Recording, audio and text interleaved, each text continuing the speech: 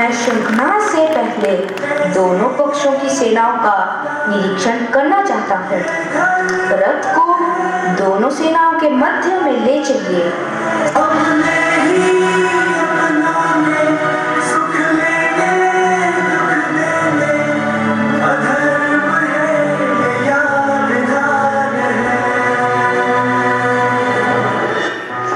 देखो माधव, मेरा अपना परिवार, मेरे गुरुजन, मेरे मित्र, ये सब दूसरी ओर खड़े हैं, युद्ध के लिए तैयार। मैं कैसे इन पर बाण चलाऊं? मैं नहीं कर सकता। यह युद्ध मेरी आत्मा को छलनी कर रहा है। विजय प्राप्त कर भी क्या होगा अगर यह साम्राज्य मेरे अपनों के रथ से सना होगा? यह तुम्हारा भ्रम है जो तुम्हें कर्तव्य से विमुख कर रहा है। तुम योद्धा हो, फिर भी इस निर्णायक घड़ी में विचलित हो रहे हो। माधव, मेरा हृदय दुख से भरा हुआ है। अगर मैंने इन्हें मारा तो मैं इस पाप को कैसे सहन कर पाऊंगा? क्या युद्ध से पीछे हट जाना ही उचित नहीं, बजाय इस पाप के बोझ को ढोने के? हे अर्जुन, तुम्हारा दुख अज्ञान से उत्पन्न हुआ है। ज्ञान न तो जीवित के लिए शोक करते हैं और न मरे हुए के लिए। वासांसी जीर्णानि यथा विहाय नवानि गृह्णाति नरोपराणि तथा शरीराणि विहाय जीर्णा नये नयानि संयाति नवानि देहि। अर्थात आत्मा न तो जन्म लेती है और न तो मरती है, यह केवल शरीर बदलती है। जैसे पुराने वस्त्र उतारकर नए वस्त्र पहनते हैं। मृत्यु इस युद्ध का अंत नहीं, बल्कि आत्मा की एक नई यात्रा की शुरुआत। तुम्हारा कर्तव्य एक क्षत्रिय के रूप में धर्म की रक्षा करना है।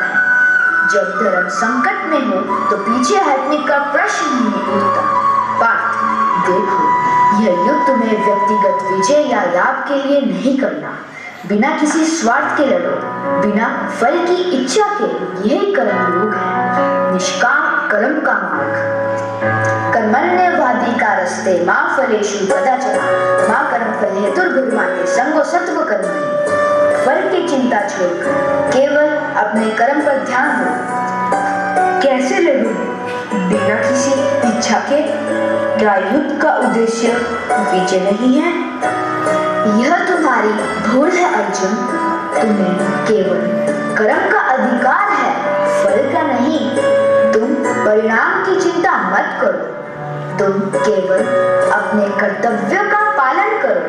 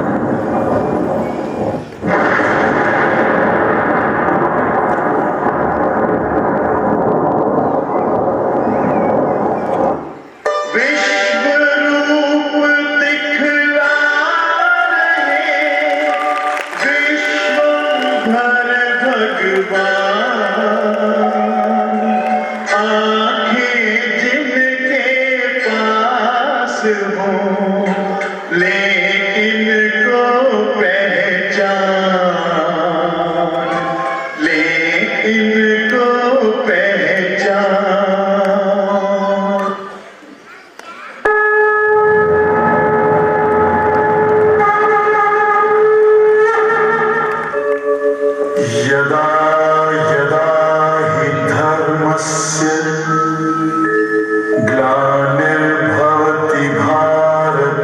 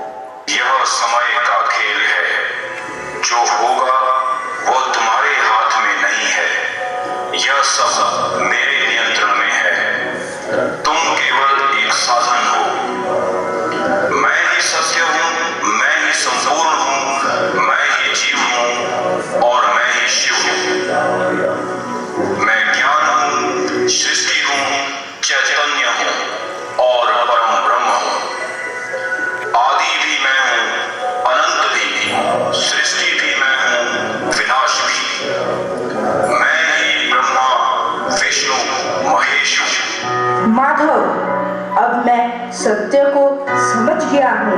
अब सर्वस्व है, सब कुछ आपके ही द्वारा हो रहा है।